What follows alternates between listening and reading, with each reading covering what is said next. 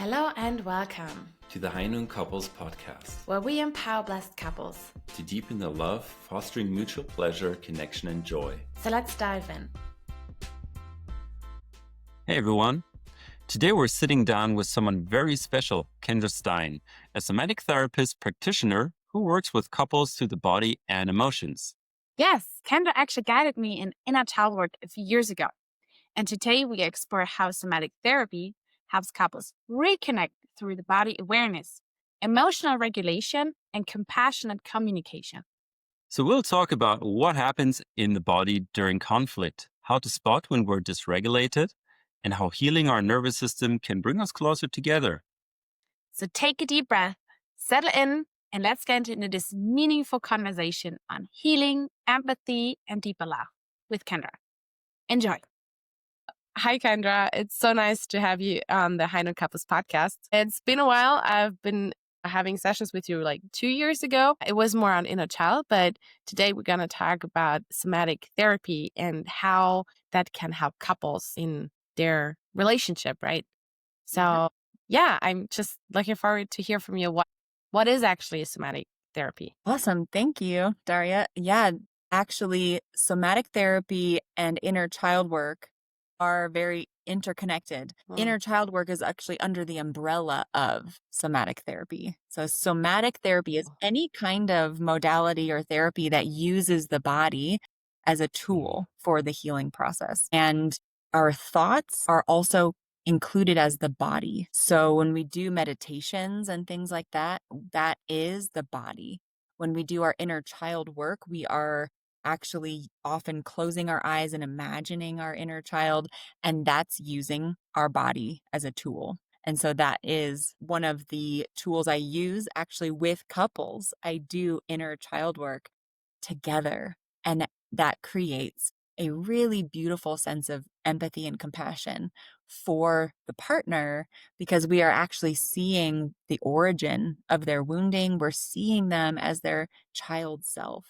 And we tend to have a lot more compassion for children than we do for adults who are misbehaving or crying or having emotions. If we really see them for their child self, we see their inner child, we have more compassion. So it allows for a lot more connection and empathy between partners. Okay, that makes a lot of sense. Like on one side, like it's under like inner child work or all like this everything that has to do with the body is under umbrella of somatic therapy. And as you also said, as a child, especially nowadays, I think it becomes more and more normal to talk with the kids and, work through the emotion from a child, but not so much from an adult.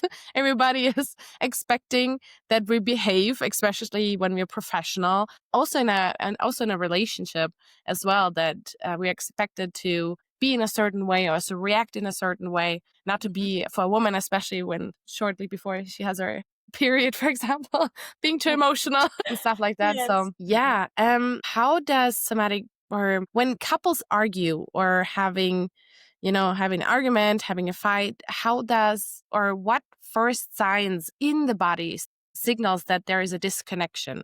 Or they're in a defense mode or, aggression? Yeah, that's a great question. The best way to think about that is through the affect. Affect is your physiological state of your body at any given time.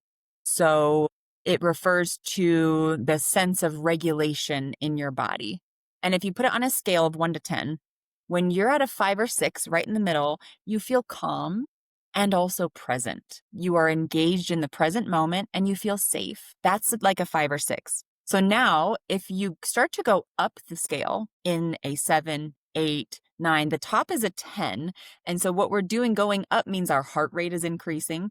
It means we're starting to feel energy surging through our body, and our muscles might get tense and we might feel a panic going on inside of our body, and we're getting maybe amped up like fear or anger, feeling like intensity of emotion. And once we get to 10, it's going to be full-blown rage or panic attack, one of those two. And you can think of it as like the fight, flight, freeze response is you're switching to this kind of system of alert that there's danger. And you're all of a sudden now you're no longer feeling safe or present. Your body's in a different part of your brain that is saying you need to take care of this threat. There's something dangerous in your environment and you need to take care of it now. So it gives you energy. So fight back against the threat, move toward it, fix it, or even flee from it, run away from it, or freeze response actually can be increased in the affect scale, because inside we can be terrified. Even if outside we look frozen, our heart rate can be up, we can be panicking, we can be thinking about all kinds of things, what's going to happen, but we're frozen. That's an increase in our affect number. And so that's all going up the scale. Now, going down is actually a different system of our body that is shutting down.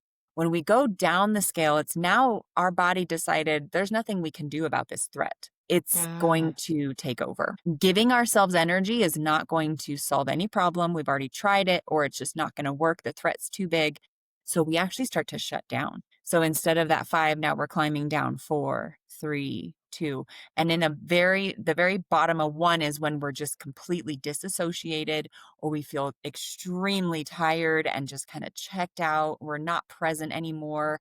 We feel a lot of kind of shame and in feelings in the heaviness in the lower half of our body, like in our stomach, maybe feeling nauseous. And that is the lower numbers of our affect. And that can sometimes also look on the outside like someone's just kind of stone cold, but you can sense their energy is leaving their body. You can just sense that they're disappearing and they're no longer really present with you. That's a shutdown response. So in that scale, it's important to know that we either go up or down. It's kind of our tendency. We will all have one that we do more often than not. And it's good for us to figure out what that is so that we know my heart rate's increasing. Here I go. Now I'm up to a 7, 8, 9. Okay, that's when I would notice my body is amped up.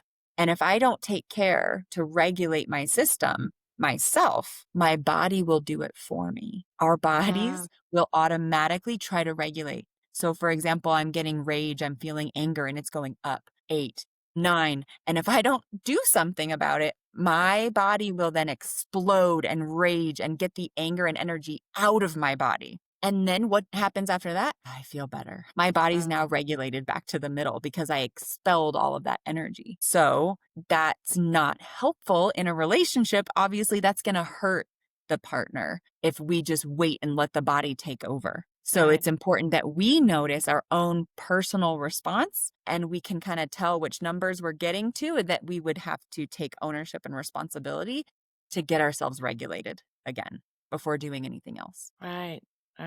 Yeah. I definitely can see that in our relationship, maybe not so much, because we have really worked a lot on ourselves before going into the going to the blessing or doing our matching process already. I can more see it in my family. I'm not sure how about you. You just see that in our relationship, either shutting down or this fight, flight, freeze reaction. I don't know if we should blame your family. Put them on the spot. It's every it's- family. Yeah. We're all your family is a bit different. Yeah. So, yeah. Okay, cool. Then I have actually a question, because you said with this, forgot that word. I was say again? Affect, right? Affect? Yeah, it's AFFECT. What is that? Because I've never heard that before. Yeah, so our affect is the measurement of the energy in our body. It's a physiological experience that we're having right now in our body. And so we are, if we're in the middle at 5 or 6, we are regulated. Everything is in balance. We feel safe. All our prefrontal cortex is activated, and we are present in this moment. But if we start to go up the scale, now we get dysregulated, and we actually switch to we go to our sympathetic nervous system. We're no longer online on our prefrontal cortex. So now our whole body's purpose is to get back to a sense of regulation and safety. So it's going to do everything it can to regulate itself. Okay, yeah, makes sense, because I never heard that before, and maybe for people who have never heard that before as well, it's like, okay, what is the scale? So just to make to understand a bit better. So yeah, thank you. Yeah, thank you. Okay. So, Kendra, many people try to talk it out when they're upset. So, what would be your approach, including the body? Yeah, it's so interesting. The Gottmans have done a lot of research on couples conflict, and they say that 97% of the time, a conflict will end the exact same way that it starts. And if you haven't resolved or have a positive energy in the first 3 minutes of your conflict, it's not going to end well. And so oftentimes we think, oh, if we just keep talking, if we just keep going at it, we'll get to a resolution, but that's not true. The facts show that if you begin your talk in a negative space, you will end it that way. So it's very, very important. It's scientifically proven that we have to get in a good space before we have our talk. Now, we might be a little bit upset, but that's why I like the affect scale, because as long as we are at a 4 through 7, then you can have your talk with your partner because you're a little bit activated, right? So a 5 and 6 is calm, present. A 7 is like, I'm starting to feel a little nervous. That's okay. You can still engage.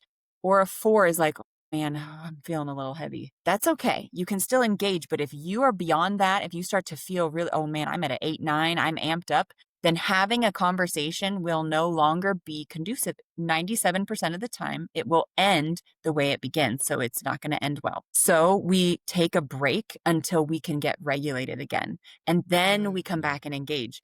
The number one most important rule is you ask your partner, is now a good time? I have something I want to talk to you about. I'm very upset about something, or I need to resolve this issue. When is a good time that we can talk about this? That gives your partner the control and the ownership over, am I in a good space? Am I regulated? Am I ready for this conversation? And then if they are, beautiful, then you can engage. And then because now you have access to your safety. And you know that you actually cannot physically feel empathy for your partner if you are dysregulated, because now you're in a different part of your brain. Now you're in your fight, flight, freeze, the sympathetic nervous system. Your empathy exists in your prefrontal cortex. So now you've shifted. You physically cannot have empathy for your partner if you're triggered. And so it really is pointless. It is just going to hurt each other and cause damage. There is no good reason to engage if you are beyond that 4 to 7 range, if you're triggered and dysregulated. So we ask, when is a good time? And then once you both feel like, okay, I have some sense of safety within myself, then you can talk about it and you can resolve any conflict if you're both in that regulated state. It's only when we jump out of there and get dysregulated that now we can't resolve it. No matter how smart we are, no matter how many tools we know, we won't be able to use them or access them. That makes so much sense. It does. Actually, yesterday, Daria, I had my whole day full of work and I wasn't home. And then I came home at maybe 10 or 11-ish in the evening.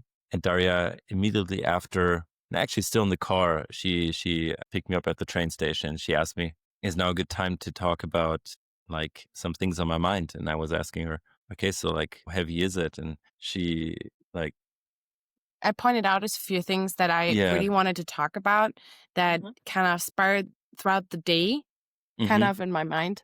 Yeah, but some topics were rather heavy, rather more like finances and just other things for the future. And I was thinking of is now a good time actually? And I wasn't sure in the beginning in the car, so I told her, let's see how I'm doing a bit later.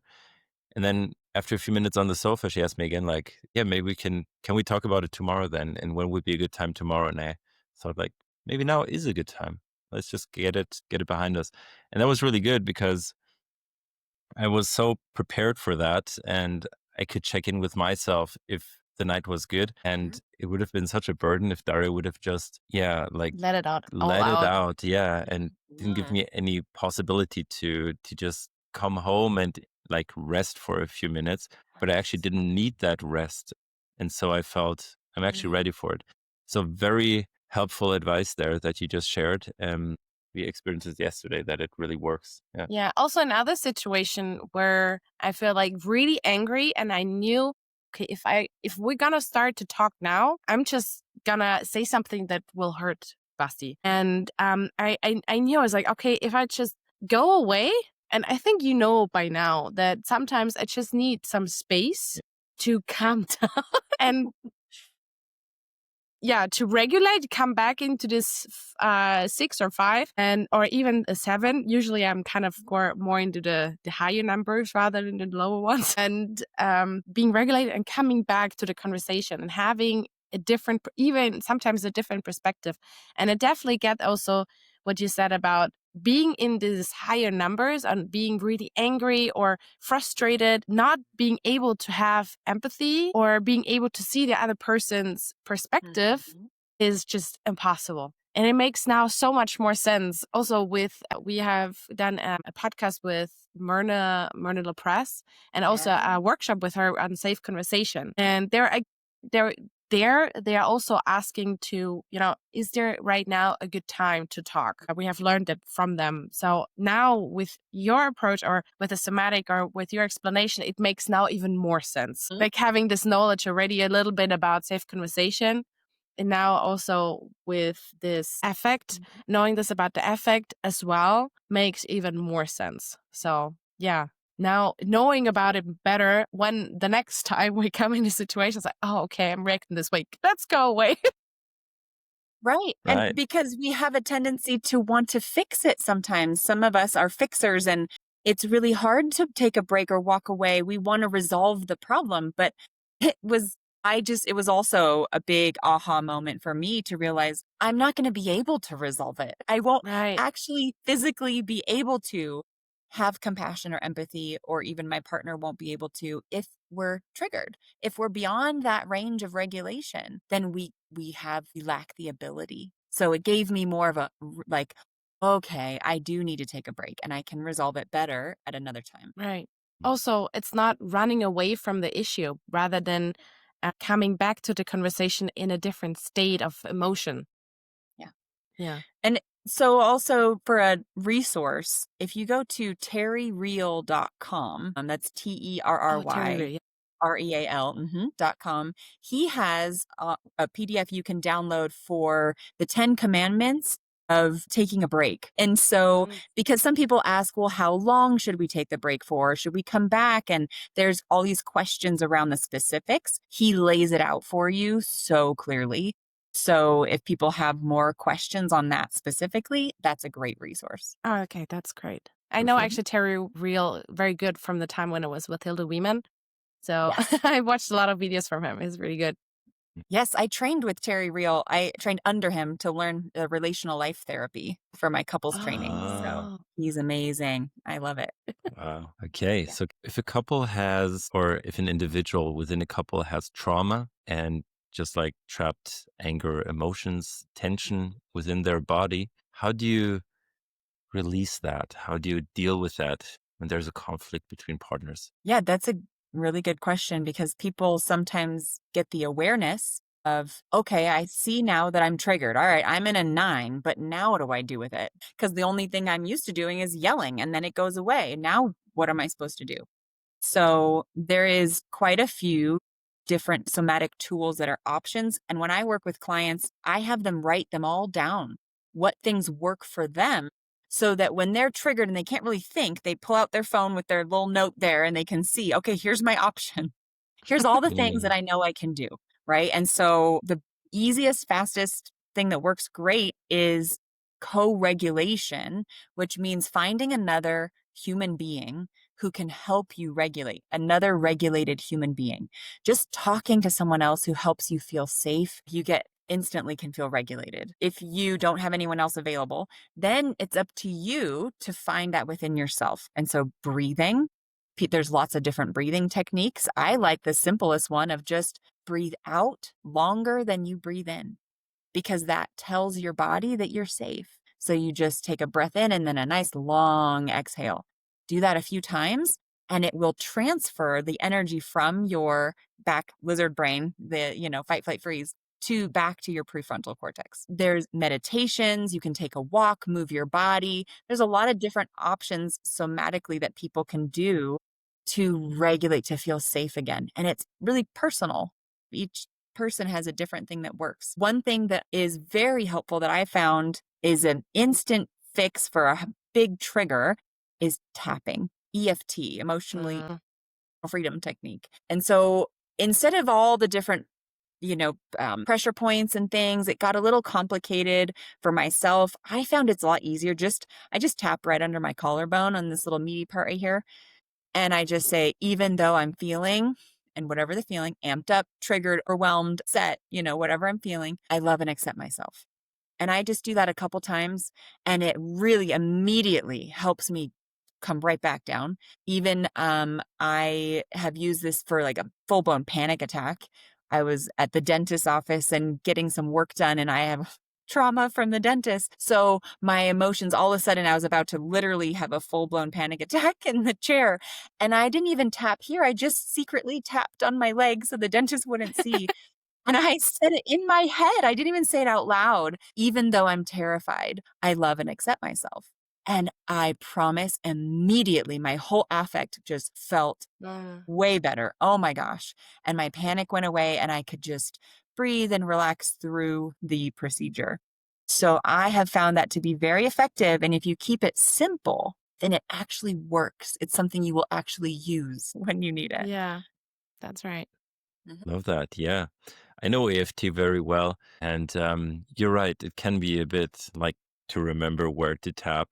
It's a bit much. So I'll try that next time I feel nervous and unregulated.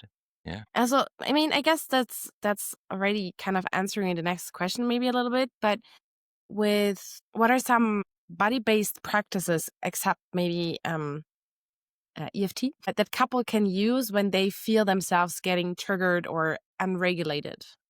Other than I guess breathing, you said already, right? Then tapping, like EFT, it's other word for tapping. Well, and so Breathing. this is where we would get into the remembering that somatic is also the inner world, the inner child, and really understanding the root of why we're getting triggered and where it's coming from. And this is where what I help people do is separate their adult self from this trigger so that, okay, we're getting amped up. It's a fight response. That response itself is a part of us. It comes from our childhood. It comes from an immature part of us that is taking over in the moment, that is reliving some kind of rupture or trauma or wounding from our past, which is why we act like a child in that moment, because we are literally reliving the moment we had as a child. So the conflict in the couple is bringing up those woundings. It triggers our little part of us that had the wound is now going, oh my gosh, that they're responding the exact same way mom or dad responded to me. And back when I was 5, it was terrifying. So then when my partner has that big angry energy, now I'm terrified like a 5-year-old. And then later I'm like, man, why was I so scared? That's so silly. But it's really not silly. It's my little inner child who is being triggered in that moment. And remember, too, that emotional pain is registered exactly the same way in the brain as physical pain. So when someone gets angry, our brain is registering that threat, that emotional violence, emotional threat, the same way it would register it if that person was going to punch us in the face. It's dangerous and it hurts. It's emotionally painful and it actually feels physically painful. So our brain is on high alert that this person now is a threat to our whole system. Even if they're like, well, I'm not going to hurt you physically, it doesn't matter. It's the same. Our emotional body is the same in our brain as the physical body. And so it's a threat in our environment when someone gets angry or if they shut down and they leave emotionally. Now we feel our abandonment wounds being triggered. We feel all of a sudden we're alone and neglected like maybe we were in our childhood. And that's just as terrifying as an angry person. Yeah. Yeah. So that's where, as we learn about our inner child, we learn our story and we have compassion for that part of ourselves. Now we can separate. When I notice, okay, I'm starting to amp up and feel scared and panic, I go, wait, that's my little girl. That's not me. What does she need right now? because I've done some work about the story and I remember and I tell that little part of me, hey, I'm not 7 years old anymore. This is not my scary abuser or whoever it was, right? This is my partner. They're safe. I've got you. I'm okay. I'm not back at that time anymore. And that for me has really worked wonders for instantly coming out of my triggered state because I can tell myself I'm not back in that moment. So that's why inner child work is so powerful for couples as well, because they can really just in that moment separate from that little part and have compassion and say, Yeah. wait, that's just my little girl. She's scared. It's okay. I've got you. I'm here. I'm the adult. Okay. Right. So really instant separation and feeling safe again. Yeah. I can really relate with that because I had as I maybe shared, I was in a workshop right now, in a spirituality workshop, and I experienced a lot of anger. And I almost didn't know where to come from. It really felt in my diaphragm really a lot of heat. Um and I then realized that was this anger was there to protect me from certain things that happened in the past. And so this part was actually just protecting me to get hurt again. And when I started to realize that, understand, it's like, oh yeah, thank you for actually protecting me, to help me to not get hurt again. And when I said thank you and appreciated for its protection, it went away very quickly. It was so that was so interesting. It's like, oh, Yeah. it's gone. Wow, what happened? That's right. That's That was exactly what happens because those behaviors, we needed to do that back then as children to survive. That was our best option. It was an automatic response that our body had to protect us from that threat, from that danger, right? We didn't decide. It was our body that decided instinctually, just within like milliseconds of how am I going to protect myself here? And so then it did. And then we learned it and got good at it. And then we bring that into our relationship. But now we're acting like a child in an adult relationship. And now we can't have intimacy. We can't have connection. We don't feel safe. So those behaviors that once were good and needed, we honor them and say thank you. And then we let them and say, now we're ready for something better, something more mature. Yeah, I remember just now before I went to this workshop. It was a really funny situation. Afterwards, we were laughing about it. Is it okay when I share Yeah, that?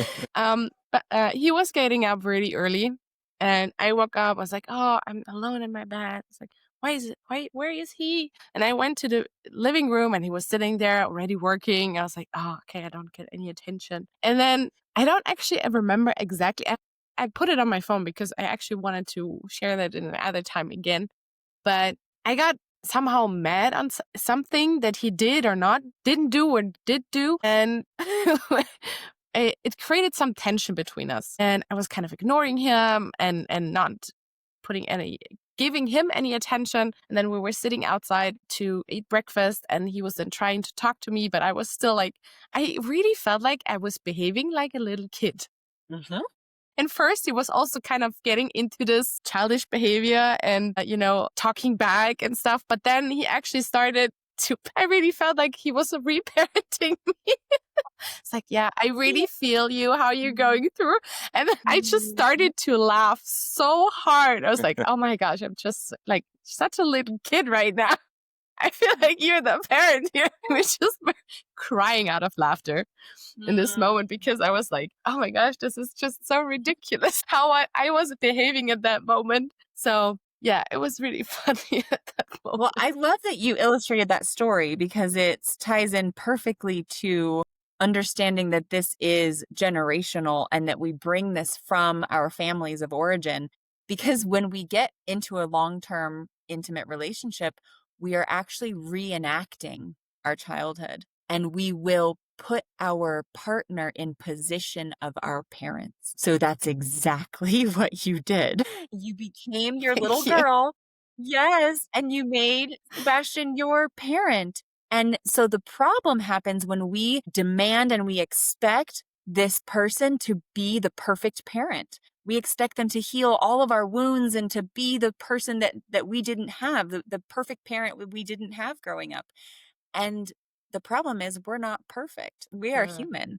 And so our partner will eventually disappoint us. They will not be able to be that perfect being that we really want them to be. And this is where I help couples, and this is part of Terry Real's work. We are responsible at the end of the day. We are responsible for our own inner child. The Yeah. other partner, they are responsible to the relationship and to be there to support us and help us to feel safe so we can heal. But it's not their job to take the burden of the inner child of the other person, right? So we have Yeah. to go, oh, I see my little girl. Yeah, she's being super needy right now. Hold on a second. Let me take a breath. Let me comfort her. Let me see what she needs. And then you pull it back in to be responsible for yourself. And then the overwhelming feeling goes down a few notches. And then you can ask for what you need as an adult. So it's not that you don't have any needs. It's just that instead of dumping them on your partner, like he should be there to save you, we have to save ourselves and then show up as the adult to advocate for the needs of the little girl Mm. or for ourselves to the partner. That is how it works. That's how it's a successful relationship. Right. Yeah, Mm-hmm. that makes so much sense. Mm-hmm. You pointed it out already a little bit, but you're working with individuals, but also with couples and families. So, how do you see that generational patterns influence how a couple has this, conflicts with each other or repair them? Yeah. So it's so fascinating now, all of the science, right? The brain science that's been coming out over the last decade or so that proves that we repeat the patterns because we have, as children, these little mirror neurons in our brain that we learn through watching. So we watch our parents and we watch how they interact and we watch how they interact with us. And then it's like a downloading of information about this is what it means to love. This is what love feels like. This is what it means to interact in a relationship. And we get all this coding into our system about relationships from when we're young. And we will often see our parents will generally be two different types, and we will pick one that we are more like. We'll model the behavior of one parent generally more than the other. And so then we take that modeling into our relationship and we act the same way that they did. And that's all that we know because that's how we grew up. Unless we go to counseling or we take courses or we educate ourselves to learn our pattern that we inherited is not what we're doomed to repeat, only if we never become aware. But once we are aware of this pattern that we inherited, now we can choose to do something different. And this is where the real work is. It's in the moment to moment choice to do something different. And it's going to feel like your whole body wants to do the thing you always do. And it's going to be like a swallowing of that tendency or that desire to want to lash out or run away. And we just take a breath and hold it in and say, no, I am not going to repeat the pattern. I'm going to do something different here. And especially it's helpful if we know exactly what we're supposed to do different, right? The opposite, basically, the opposite of what our natural response is. We take a moment and we have this like second consciousness, this like higher awareness of what the partner that we want to be, the adult who we want to be. And then we choose to show up from that space. And so then we are breaking the cycle, breaking the pattern that we've inherited from our parents, that they inherited from their parents, right?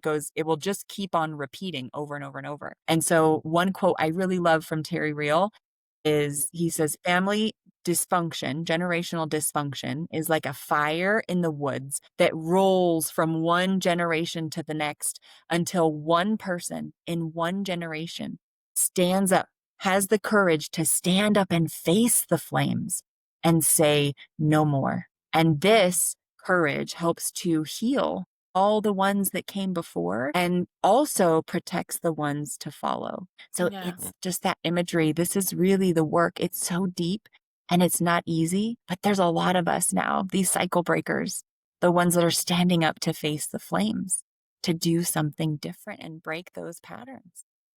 Yeah. And also how Hilda Weeman says it's the restoration. It's restoration of our heart. Yes. It's like, sometimes I feel like a lot of people getting really overwhelmed with, we need to do world restoration, to witness, to do this and this.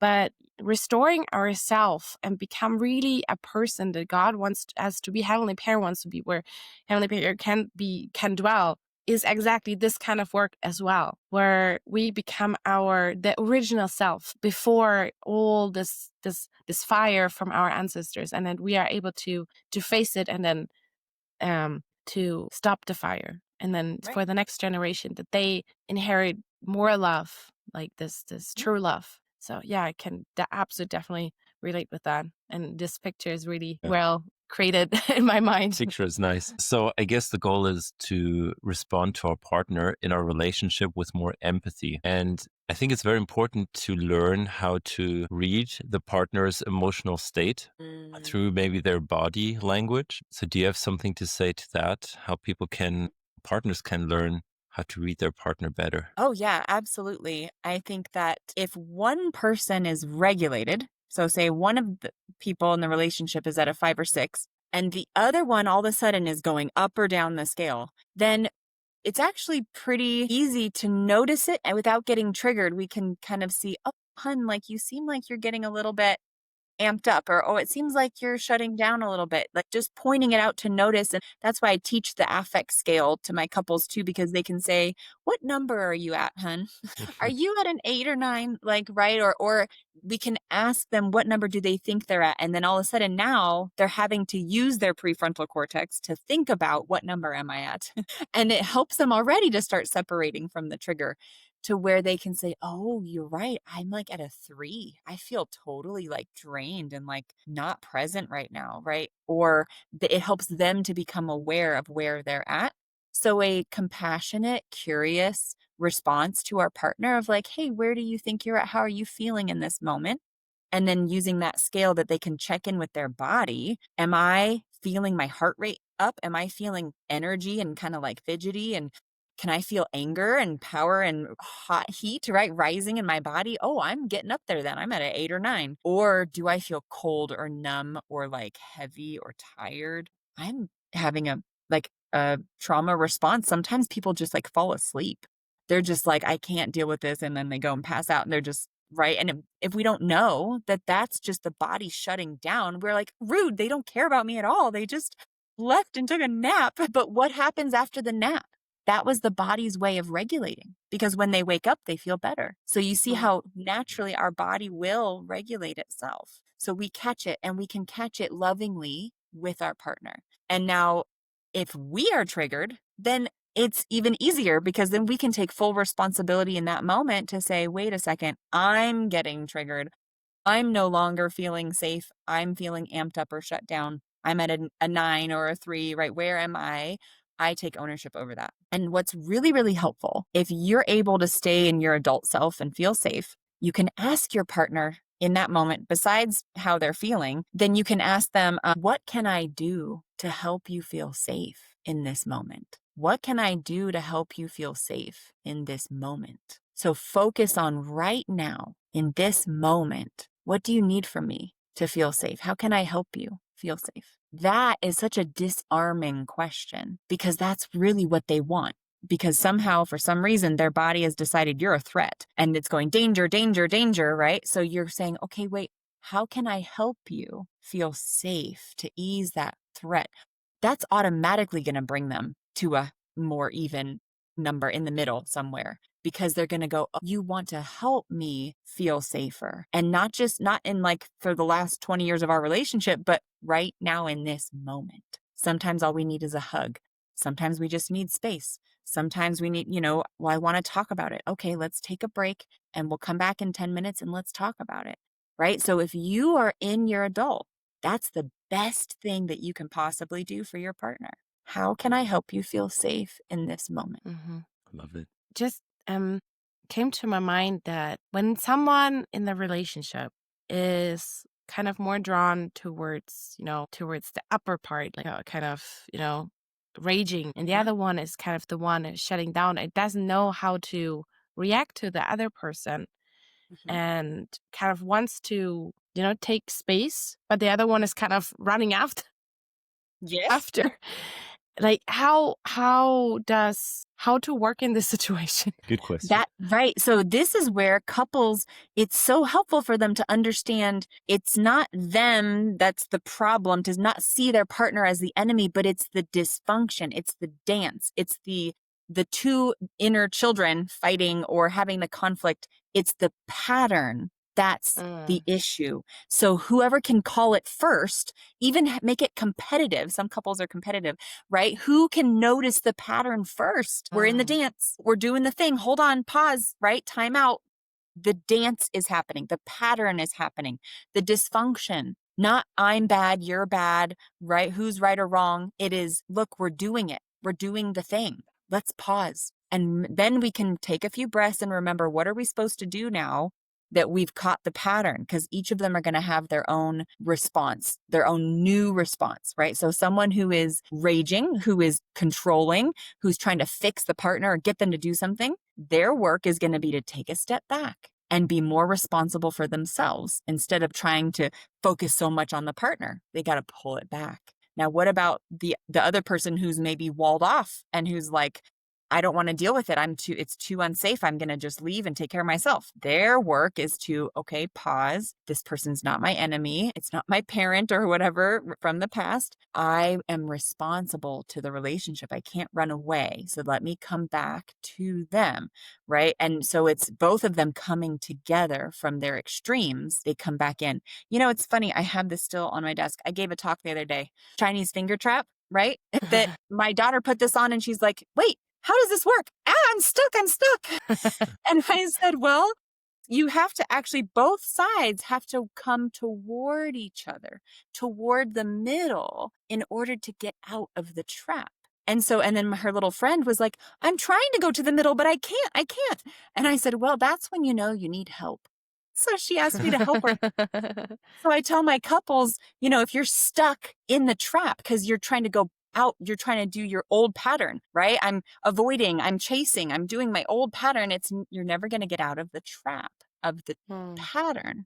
So it's a matter of coming to that middle to be regulated, to have curiosity and compassion for yourself and the partner, to come to that middle space together. That's where you're going to find your connection. Your prefrontal cortex is going to get back online so you can have empathy, so you can feel safe. That's what we're trying to do. So we have to come to the middle. And if you can't do it between the two of you, you're too stuck in the pattern, that's when you know you need help and you need someone to come and show you how to do it. And that's why therapy can be so helpful. But I've heard horror stories about bad therapists, about couples who are like, we went to therapy and it made it worse. So if you don't have a good experience going to therapy, try again, find a different therapist that will help. I promise you, doing this work, coming to the middle, coming together, stopping your pattern and doing something different, you will find intimacy and connection like you've never had before. And it is so worth it. Thank you. Yeah, that makes sense, because I was thinking of, like my parents actually, because I feel like sometimes they are in this spiral, in this situation, and then not able to maybe sometimes to get out. Okay. How do you see the connection between somatic awareness and sexuality, and especially when unresolved tension and conflict lives in the body? I love this question so much. I work with a lot of women and they're like, oh, I don't feel like attracted, or I have such a hard time being in the mood or like wanting to be sexual. And the number one thing a woman needs for her to be able to be sexual with her partner is to feel safe, because the feminine energy, she has to be in her femininity, which means she needs to feel safe to receive and surrender to her partner. And so masculine energy is like giving, doing, creating, that kind of energy. And if you think about it, even sexually, the man gives his seed to the woman. The woman in her femininity, feminine energy, is receiving. So it's surrendering. And the only way a woman can do that really in her body is if she feels safe. How does she feel safe? The man has to let the woman into his heart emotionally, and then she feels safe physically to let him into her body. So I tell this to couples all the time, and it works so well. I promise you, if the man can open his heart emotionally to the woman and be vulnerable and honest and share what's going on, share not just what he's thinking about, but how he's feeling, his vulnerable, tender feelings, the woman in her feminine, her body will just melt and open and want to receive him into her. And so this is so crucial because sometimes we think we're trying to like make it happen physically or things, but that's really, it's all about emotion. It's all about the emotional body being unlocked first. And it starts with the man doing his work to be intimate. So intimacy, you can remember into me you see. The man has to let his partner into me you see. Let her look inside of your heart. Be tender and vulnerable and open. And then she will let you into her, and her body will feel safe doing that. I now got what you said with into me you see. It took Got a it. moment. I was like, oh, okay, yeah, it makes, yeah, no, it took me a moment. But yeah, I can definitely relate with when we connect and we are both really, and Sebastian is really honest and feels like how he really does and how he really feels, and then he's really interesting about me, and that like this mutual interest on our internal well-being or situation, and then connect deeply into like in a non-sexual way, and then it's so much easier to just open in a sexual way. Yes. And so if there's trauma too from the past, or there's wounding from the relationship where they had a fight earlier, or there was some unresolved issue inside of the woman's heart, she's not going to feel safe in her body to open up. So that has to be resolved first before there can be that physical connection. Yeah. I want to just ask something. So it sounds like when the woman understands the husband's feelings and internal state, she knows that he is vulnerable and honest with her. And that makes her feel safe, right? Okay. And it doesn't necessarily mean that it's that the husband says he loves her, and like many other ways that one would think makes a woman feel comfortable. Yeah.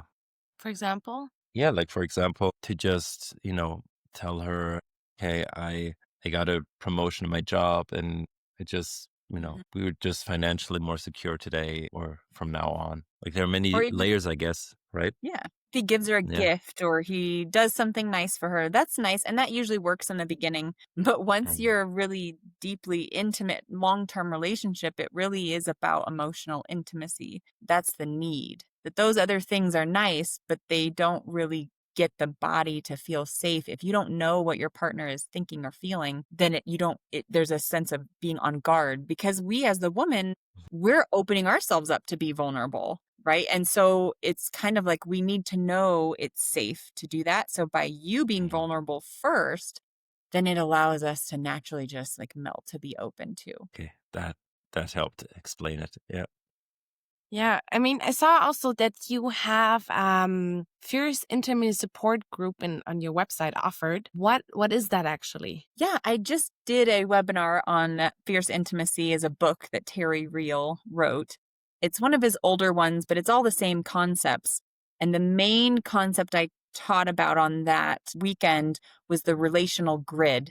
So which basically explains your inner child. It gives you 4 options, 4 different quadrants that you can pick one. Where does your inner child go based on self-esteem and boundaries, what you learned growing up? And then as you pick a quadrant, then now you know exactly how do you then get back to being an adult in that beautiful balance between healthy self-esteem and healthy boundaries.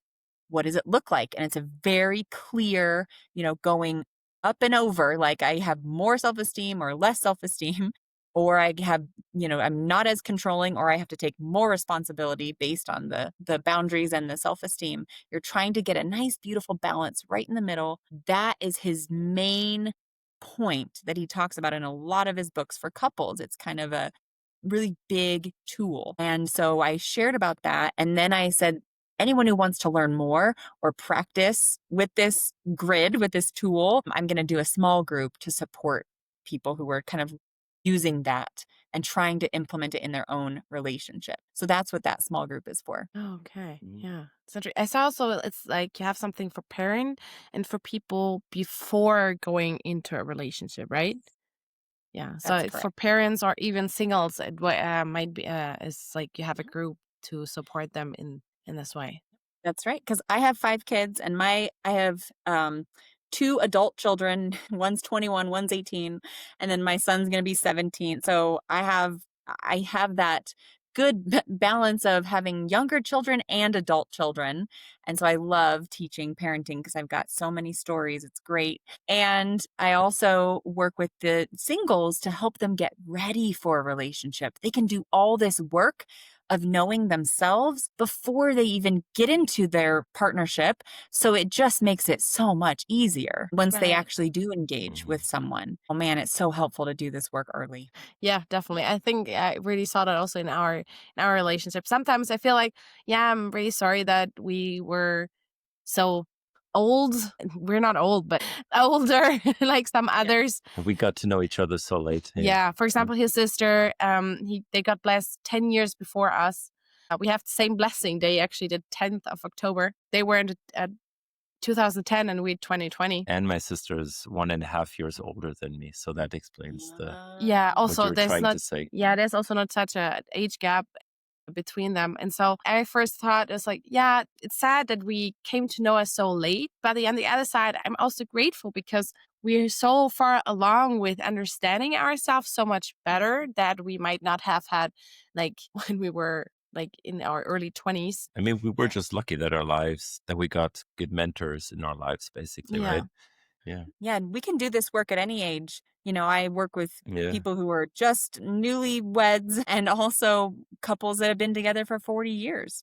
Now, of course, those patterns are pretty well entrenched, but they can change. Our brain has neuroplasticity and we can change at any age. So it really is never too late. Any time is better than no time because I also Right. have had couples that they just don't do the work and then they never get that beautiful gift I think that God meant for us to experience as partners and families, this beautiful emotional intimacy, feeling safe and loved. I mean, it's just, there's nothing like it. So Mm. that's really where God exists. And I think He wants all of us to have that experience. So it's worth Yeah. fighting for at any age. Yeah.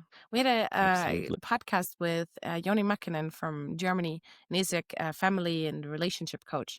And he also said from his parents, they're in their 70s. And now, before they were fighting, I think, quite a lot. And then now they working on their relationship. And they're really a great example for him on, it doesn't matter what age you are, you can really still work on your relationship. And there is no expiration date for that. That's right. You got it. Yeah. And as we do our work, we help inspire others in our family to do the work too. So a Right. lot of Yeah. parents ask me too, how do they help their adult children? I said, do your own work. Do your own work. And I promise you, it will get the biggest impact possible. Yeah. Right. That usually makes them either disappear or they come to seek help. That's really, I promise, is the best advice to give anyone who's trying to help someone else do their own work. Yeah. Okay, last question. What somatic exercise can you give us as an example to practice if a couple wants to become more centered and more loving towards each other? Yeah, well, I think the best thing is to separate from your trigger as quick as you can, however you can. So, one way that you can do that is just notice your body getting amped up or shutting down, right? Notice the part of you that's getting triggered and start to take breaths and invite space into your body. So, you guys can try it with me right now in this moment. If you just notice where your body might be feeling kind of tense, and then breathe in and really imagine you're inviting some spaciousness inside of your body and let your body open up. Open, open, open, lots of space. And if you exhale and give a little noise to that exhale, either a hum you're actually vibrating your vagus nerve, which tells your body you are safe right now. So you're inviting space into your body, opening yourself up and connecting to a piece of your nervous system that specifically tells you you're safe. There.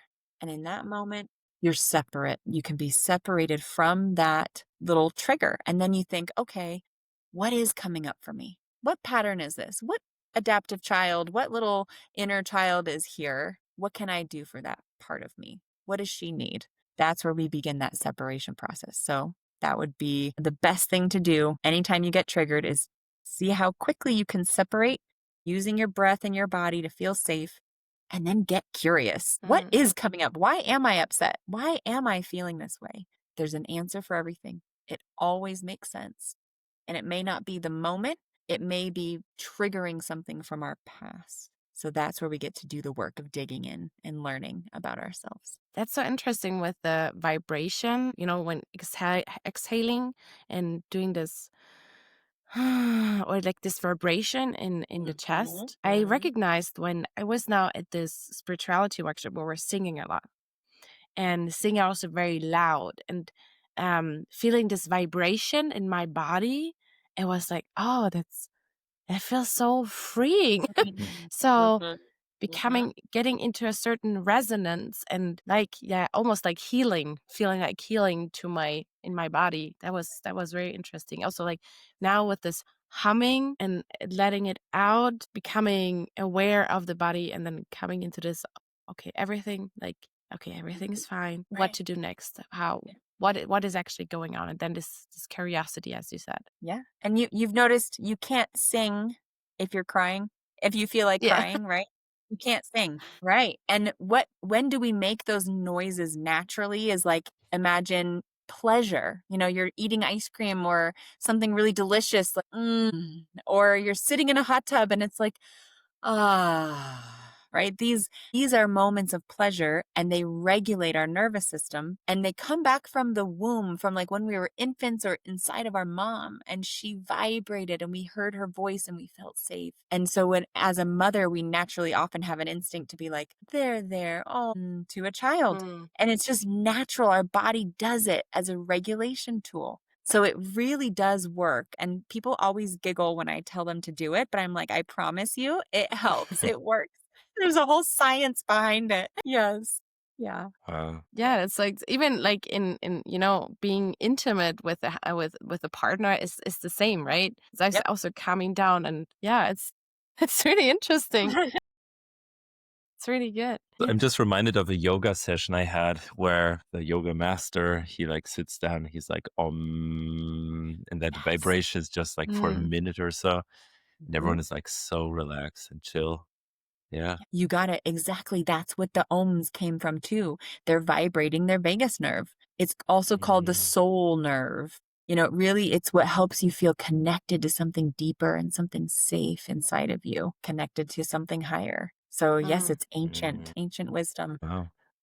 That was such an amazing conversation with you, because I feel like having a certain knowledge about inner child work, but also having a certain tools, but now connecting them as well. Like as I said already before, with safe for conversation, to asking for a time, but now knowing.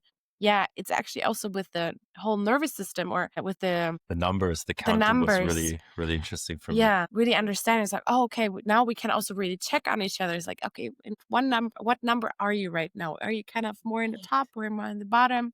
And in this way, also understanding each other then better. It's like, okay, how can I maybe regulate you? Or maybe you're both not in the space of regulating each other or one of them. And then, okay, let's take some time apart, regulate ourselves, calming down, breathing, doing EFT or tapping, and then coming back together and having a conversation that needs to be held, and being in our brain.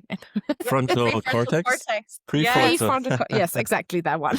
Yeah, got it. They're teaching that now in schools to kids. My little ones will come home and tell me, Mom, we learned about our prefrontal cortex at school. So they're teaching it now. It's such great information for us to know about our bodies and how they work. Yeah, definitely. So that was so insightful, and I feel like that couples can really gain something from this kind of work with with other people, and as you said, also with this Chinese finger trap, It's like sometimes it's the partner is not enough. Like where it's you aren't enough, but The pattern is too strong. The pattern yes, is too exactly. intense. Yes. It's too strong. You need help to get out of it. Exactly. And then it can be either like for me, for example, I feel like in the past almost not like a quarter year or two, like 9 months, the past 9 months, 10 months were very intense for me. And Sebastian was really trying his best to support me, but I know he noticed actually there it's not enough for me to help you, but you need actually help from someone else. I was like, oh yeah, Yes. actually I do need help and needs from someone else from outside to get the help or get moving forward from the point I am stuck for the last 9-10 months. And I feel like already now having 2 sessions, it already helped me to come to a different state of mind or with different mindset. So Great yeah. Thank you so much for Yeah. coming on into this podcast and sharing wisdom. And You're so welcome. I'm so honored. I'm so grateful. I really am. I love doing this work.